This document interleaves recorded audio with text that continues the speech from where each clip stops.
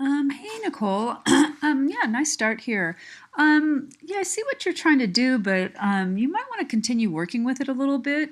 Maybe if you also, you know how you've got these bigger here, and I understand that you're trying to create the depth. If you make, try making the ones a little bit darker and blurrier in the background, and also if this bar here, if you kind of make it bigger at the top too and have it, go down more like in a V, that will also help. Another thing that will be a little bit more realistic is if you work on creating the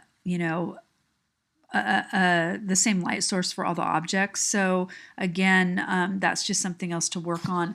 Another thing that you know I'm not sure about the function of this front texture piece. It's just a little bit hard to see, but I think if you did that V thing, kind of more like a V, it would look, it's going to be kind of something like what's in the, when you, well, no, it's not really showing it here. I wish I had the other example that I was going to, I wanted to show you, but nope, I don't have it up. So just a second. That could also work too. Yeah, I'm not. It's just a little bit hard to see what's going on with the texture and how that improves it.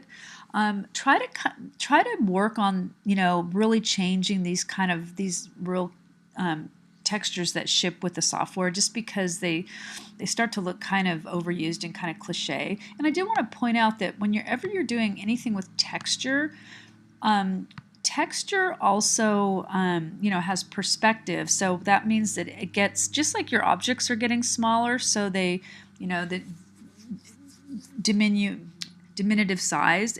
The same is true with everything, including texture.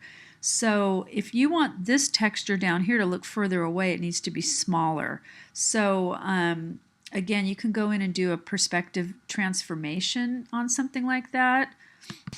So just to quickly show you, I just made this little filtered box here. So again, then to do the perspective transformation, just make sure you're on the right layer.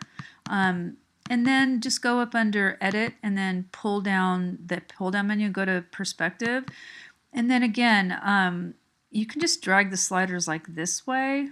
That's one way to get it to look like it's smaller back here.